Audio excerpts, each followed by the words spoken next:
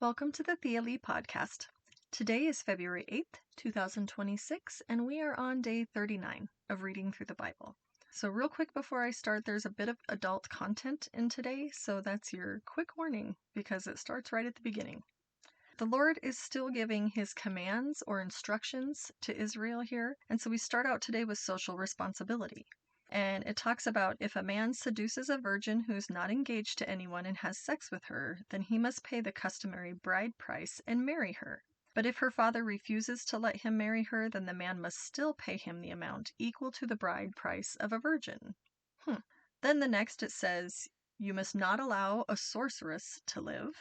Then anyone who has sexual relations with an animal must certainly be put to death. And then anyone who sacrifices to any god other than the Lord must be destroyed. It talks about how you should not oppress foreigners because they were once foreigners in Egypt. You must not exploit widows or orphans. If you do that, then the Lord will hear the cry of the widows and orphans, have anger against them, and kill them with a sword, and then their wives and children will be widows and orphans. It says if you ever lend money to anyone, do not charge interest. If you take a neighbor's cloak as a security for a loan, you must give it back before sunset because it might be their only blanket. Do not dishonor God or curse any of your rulers. You must not hold anything back when you offer God offerings from your crops and your wine. You must give God your firstborn son. You also must give the firstborn of your cattle, sheep, and goats. But the newborns should stay with their mother for 7 days before they're taken to the Lord. And then you must be God's holy people. So don't eat any animals that have been torn up by wild animals. That meat must go to the dogs. Then it talks about justice. You should not pass along false rumors.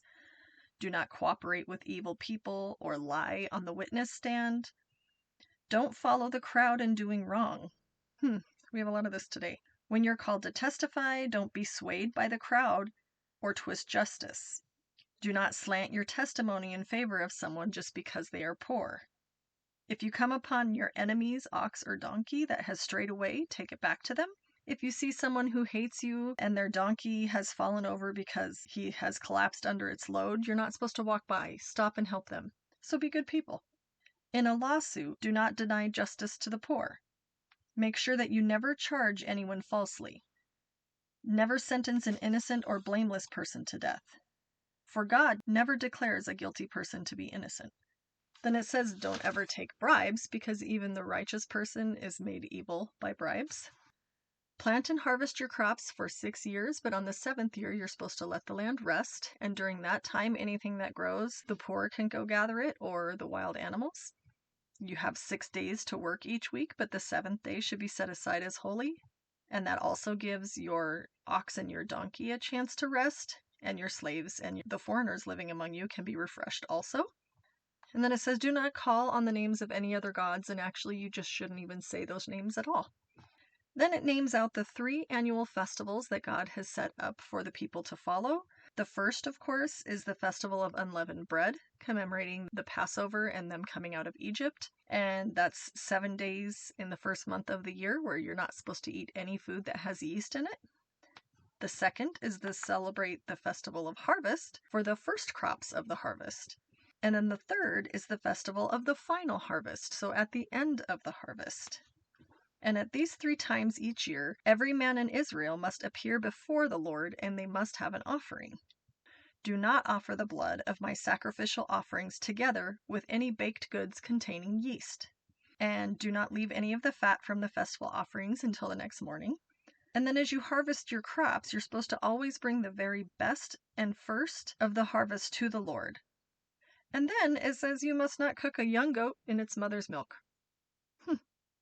But then the Lord promises to always be with them, and he says that he's going to send an angel to go before them and protect them on their journey and lead them safely to the place that he has prepared for them. But they have to obey this angel. They have to watch him closely. They're not supposed to rebel against him because he is God's representative, and he will not forgive any rebellion. But then, if they are careful to obey him and follow God's instructions, then God said that he will be an enemy to their enemies and oppose those who oppose them. Because the angel will go before them and bring them into the land of the Amorites, Hittites, Perizzites, Canaanites, Hivites, and Jebusites, so that they may live there. And God's going to destroy those people completely. So they need to make sure they never worship the gods of those nations or serve them in any way or imitate any evil practices from anywhere they go. They must utterly destroy and smash all of the sacred pillars that they find. And he says, of course, you must serve only the Lord your God. And if they do, God's going to bless them with food and water and protect them from illness. And there will not even be any miscarriages or infertility in their land. He's going to give them long, full lives. And then he explains how he's going to do this. He says he's going to send terror ahead of them and create panic in the people whose lands they're going to invade. So he's going to make all of their enemies turn and run. He's going to send terror ahead to drive out the Hivites, Canaanites, and Hittites. But then he even explains that he's not going to do it just in 1 year, because if he ran all of them out at one time, the land would become desolate and the wild animals would multiply and threaten them. So instead, he's going to drive them out a little bit at a time as the population of Israel increases and they can take over that land. And he's going to fix their boundaries from the Red Sea to the Mediterranean Sea and from the eastern wilderness to the Euphrates River. He says he will hand over the people now living in the land and they will drive them out ahead of you. So make no treaties with them or with their gods. They must not live in your land, or they will cause you to sin against me. And if you serve their gods, then you're going to be caught in the trap of idolatry. So then the Lord instructed Moses, come up here and bring Aaron, Nadab, Abihu, and 70 of Israel's leaders. And all of them can worship from a distance, but then Moses is allowed to go near the Lord. The others must not come near, and none of the other people are allowed to climb the mountain. So Moses goes down to the people and repeats all of the instructions and regulations that the Lord had given him. And all of the people answer with one voice, we will do everything the Lord has commanded. So Moses carefully wrote down all the Lord's instructions, and then the next morning he built an altar to the Lord at the foot of the mountain. And he set up 12 pillars, one for each of the tribes of Israel. And then he had some young Israelite men come and present burnt offerings and sacrifice bulls as peace offerings to the Lord. Then Moses drained half the blood from these animals into basins, and the other half he splattered against the altar. So then he took this book of the covenant that he had written, and he read it aloud to the people. And again they all responded, we will do everything the Lord has commanded. We will obey. So Moses took the rest of the blood, and he splattered it over the people, declaring, look, this blood confirms the covenant the Lord has made with you in giving you these instructions. So then after that, Moses and Aaron, Nadab, Abihu, and the 70 elders climbed up the mountain, and they saw the God of Israel. Under his feet, there was this surface that was brilliant blue lapis lazuli, as clear as the sky itself. And though these nobles of Israel gazed upon God, God did not destroy them. In fact, they all ate a covenant meal, eating and drinking in his presence. Then the Lord called Moses up and said, come up the mountain and stay here, and I will give you tablets of stone, which I've inscribed the instructions and commands on so you can teach the people. So Moses took his assistant Joshua and climbed up the mountain to God. But he told the elders to stay and wait for him until they come back. Aaron and Hur are here with you, so if there's any disputes while I'm gone, then consult with them. So Moses climbs up the mountain, and a cloud covered it, and the glory settled down on Mount Sinai for 6 days. On the 7th day, the Lord called to Moses from inside the cloud. To the Israelites at the foot of the mountain, the glory of the Lord appeared at the summit like consuming fire. And then Moses disappeared into the cloud as he climbed higher up the mountain, and he remained on the mountain for 40 days and 40 nights.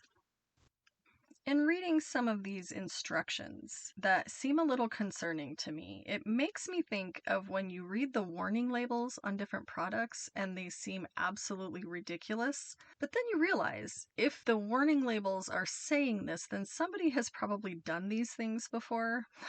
And that's kind of how I feel about some of the guidelines or instructions or commands God is giving. But I guess it's always good just to be really clear so there are no questions, right? Thanks for listening. We'll talk again tomorrow.